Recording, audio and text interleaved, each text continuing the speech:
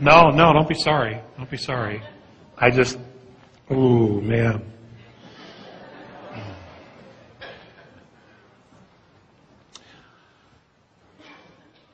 Okay.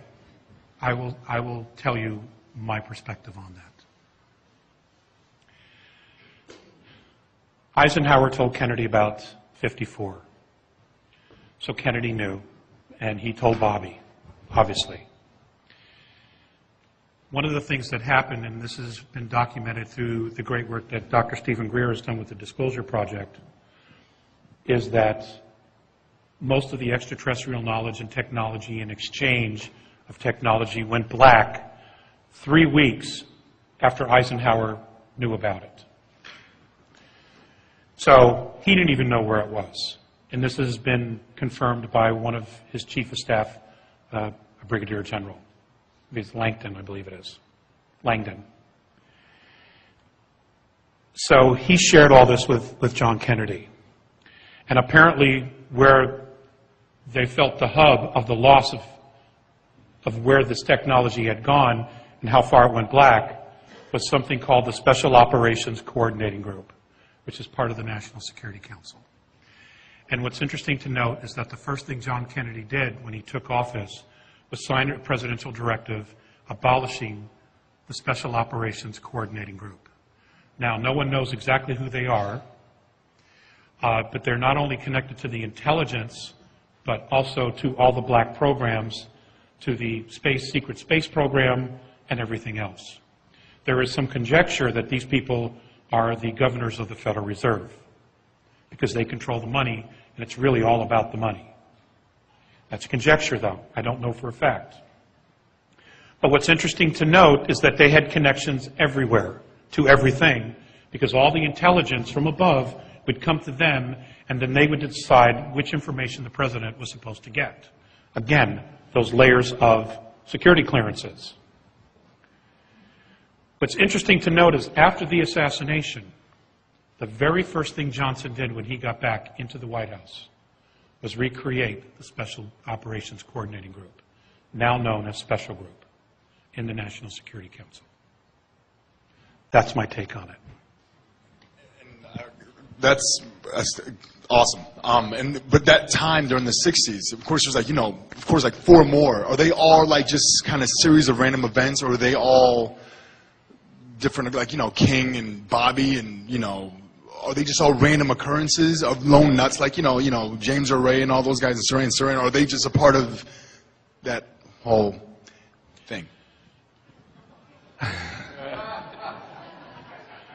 I think that there are programs that overlap all the actions that occur in each country. Yes, there are some lone nuts or individuals that do things. But there's also, at the same time, an overwhelming amount of evidence that many people have been brainwashed and created to be hitters, to go wet and take out people. So I don't know. But again, let's go back to Operation Paperclip. A lot of the brainwashing and mind control technology that the Germans had been given was brought over here.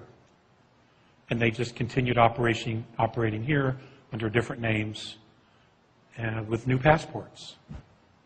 So it's a very big, and I don't know all the components. It's a very big question, but on the surface, does it look like it was done on purpose? I mean, look at the individuals, who they were. They were making change. They were creating an awareness. They were behind a very powerful, or the focal point of a very powerful movement for change, to make things happen for the betterment of everybody. Okay? And that's, again, that is the pyramidal power structure. You lop off the head, loss of knowledge, it flounders. Somebody can come in, take control, and move it the other way. Then it doesn't exist. So, okay? Hello, sir. Thank you for being here. You're welcome. First, I wanted to thank you for bringing up a subject that I feel is one of the most important things that we can talk about here at this conference. And as far as I can tell, you're the first person to bring it up. It's the monetary system, the economic system that we predominantly use in this world. What my question is if you or the Andromedans have any insight to offer as far as the transition that we'll need in order to transcend an economic system that posits us in a position of feeling like we need to compete with each other in order to survive, making us feel separated from each other instead of being one. That's a great question. And let me ask you this back. What are your thoughts on it first? Obviously, Okay, you can tell how I worded my question. This is about, mentoring is about self-empowerment. That's right. Okay? What are your ideas on it first? You know, it's great to ask somebody for their advice when you don't have a clue what you want to do. Okay? But that can wrongly, or to your betterment, influence you. But it's better for you to have some idea about where you stand and why you stand on a particular position or a reason to make a change than to have somebody tell you why. And that's what they want. They want us to come halfway. I very much agree with that point, as a matter of fact, and I do have a lot of my own opinions regarding how we can do it. I just felt that it was an important subject to bring back up, and I feel that personally it goes back to something that you said regarding the creation of something that doesn't already exist on the world and never has before.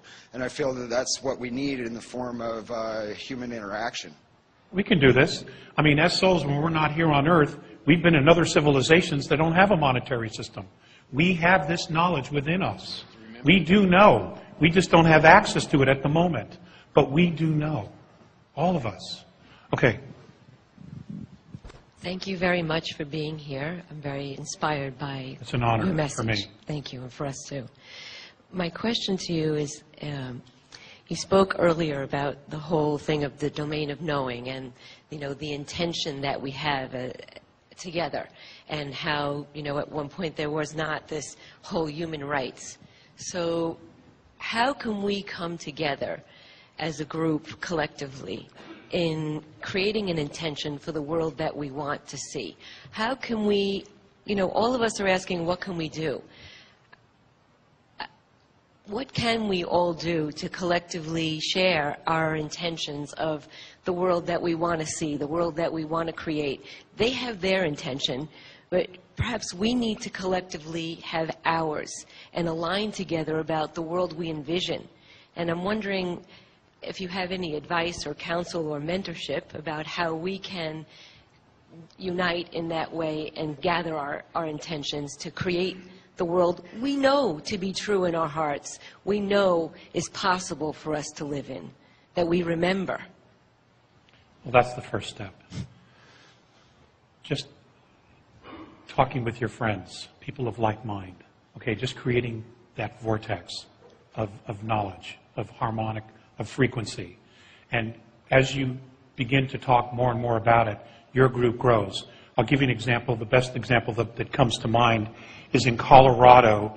There were a group of women who were the wives of soldiers over in Iraq. And what they did was they formed something called the Kitchen Militia, okay, where they would all get together, not only share recipes and about rearing children, yada, yada, yada, and sharing information and letters about their spouses overseas, but they would also start talking about different ideas. And some incredible ideas came out of the Kitchen Militia, and several of them even started companies of ideas that came out, and now they're employing many of the people within the Kitchen Militia. So it's very simple steps. And again, it individually, this doesn't necessarily, I mean, this has to be a grassroots. And all it takes is a focus, a turn of our focus away from the drama and the crap that they want us to focus on the news and CNN, etc., and start thinking about, what is it that I want? What information do I want to know? What do I want to hear? What information